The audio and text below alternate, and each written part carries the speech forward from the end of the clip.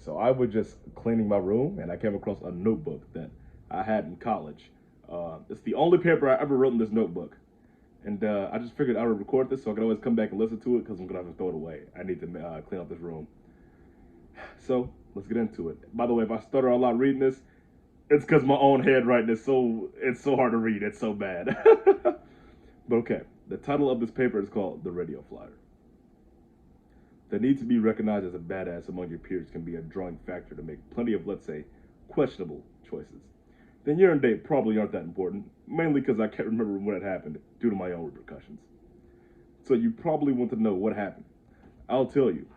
I was at my friend's house. The heat was unbearable, but being the only one to not risk my life was even more so.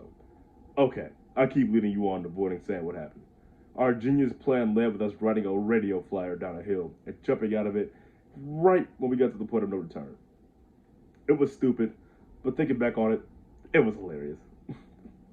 Like most young men, or in this case I should say boys, we do stupid shit. When we first brought up the idea, I was completely game. What could go wrong? Uh, I said like a fool. A clown, as a matter of fact. But being the class clown, it only makes sense that I would do some clown activities. So we started prepping. My friend, we'll call him Aaron, brought in his wagon, a clean new radio flyer. We were so excited to try out this little stunt, so the time comes up. No knee pads, no elbow pads, not even a helmet, just the wagon and our raging passions to be the most badass one there.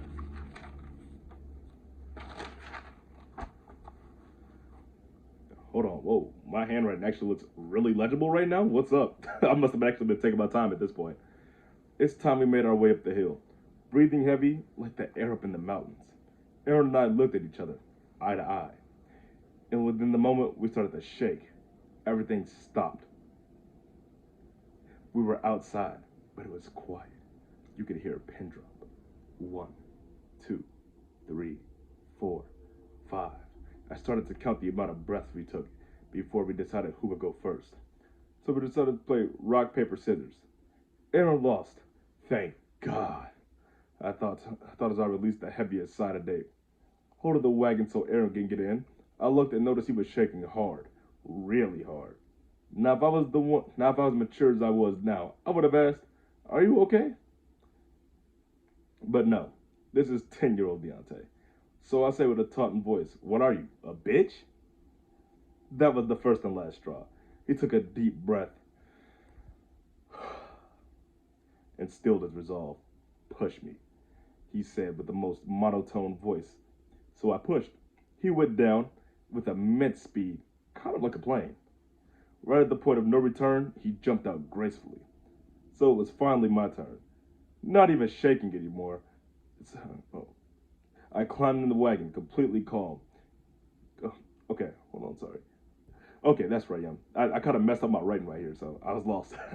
I climbed in the wagon, completely calm and cool as a cucumber. I was thinking of the one cartoon, I can't remember what it's called. Aaron was pissed. He wanted me to be more scared, but I was prepared.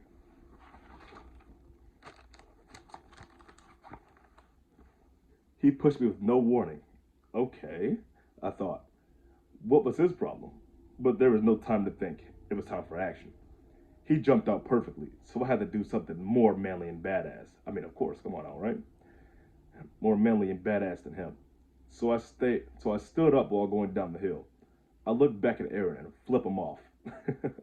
Screw that guy. I know I'm the biggest badass here, I thought. I looked back in front of me. Oh shit, oh shit, oh shit. I went too far. It was past the point of no return. I had two options: jump out or stay in. I didn't have time to weigh out yeah, I was rushing right here, I could tell. I didn't have time to weigh out most of the pros and cons. Screw it. I jumped out and rolled, and rolled, until I hit my head on the curb, going about 15 miles per hour, maybe even faster. To my surprise, I got back up with no real injuries. Busted lip, but even my younger self knew I got off really lucky. I walked up to Aaron, and we just stared at each other with a smile. Now that was badass, he said. All right, that's it. Hopefully my future self can look back at this and laugh, because I'm laughing at it right now, remembering that memory.